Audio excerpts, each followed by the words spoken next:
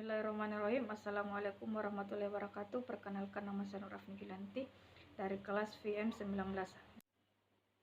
Membandingkan komparasi data-data di laporan keuangan dilakukan dengan menggunakan analisis horizontal dan analisis vertikal. Analisis horizontal. Analisis horizontal merupakan analisis persentase peningkatan maupun penurunan yang terdapat dalam pos-pos akun laporan keuangan komparatif.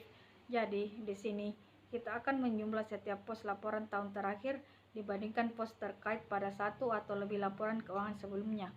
Setiap jumlah peningkatan dan penurunan setiap pos dicatat beserta persentase peningkatan dan penurunannya. Analisis horizontal dapat dilakukan untuk seluruh komponen laporan keuangan, baik laporan posisi keuangan, laporan laba rugi konferensif, laporan perubahan ekuitas. Analisis horizontal laba rugi PT Intisari di bawah ini. Peningkatan aset dan utang PT Intisari mampu diikuti peningkatan penjualan bersih yang naik sebesar 11,11%. Namun di satu sisi kita juga harus perhatikan beban usaha. Total beban usaha PT Intisari juga mengalami peningkatan sebesar 4,13%, di mana peningkatan besar terjadi pada peningkatan beban umum dan administrasi sebesar 7,14%. Peningkatan penjualan ini bisa diimbangi dengan peningkatan laba bersih sebesar 36,1%. Ini artinya walaupun harga pokok penjualan dan total beban usaha meningkat, tetapi PT Intisari mampu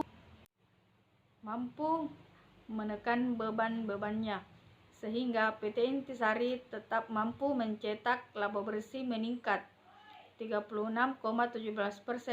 Hal ini penting untuk menjaga kelangsungan usaha dan untuk melunasi utang-utang yang akan jatuh tempo dalam jangka pendek dan panjang. Kesimpulan, secara keseluruhan, kinerja keuangan PT Intisari dapat dikatakan sehat karena PT Intisari mampu mencetak penjualan, meminimalkan beban sehingga dapat mencetak laba bersih. Yang perlu diperhatikan adalah rasio utang PT Intisari yang cenderung tinggi.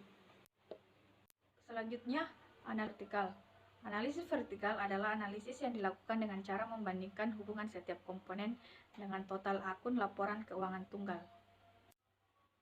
Dalam analisis vertikal pada laporan posisi keuangan atau neraca, setiap pos aset dibandingkan dengan persentase aset total.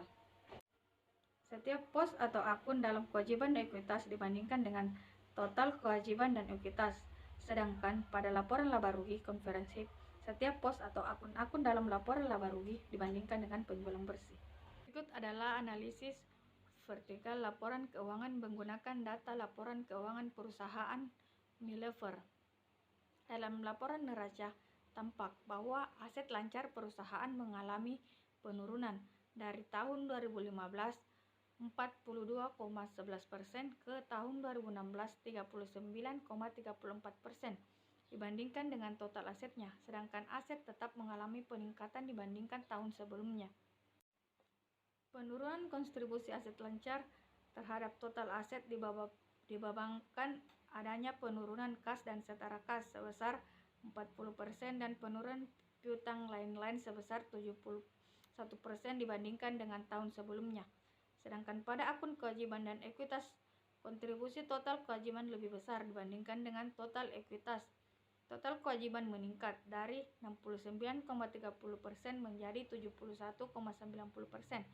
Kenaikan kewajiban yang paling besar persentasenya ada di kenaikan kewajiban jangka panjang dari 4,93% naik menjadi 6,95%. Kewajiban lancar hanya meningkat dari 64,38% menjadi 64,96%.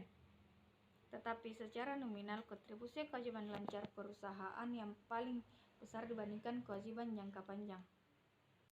Sedangkan total ekuitas mengalami penurunan dari 30,69% menjadi 28,9%. Penurunan ekuitas disebabkan karena penurunan saldo laba yang belum dicadangkan.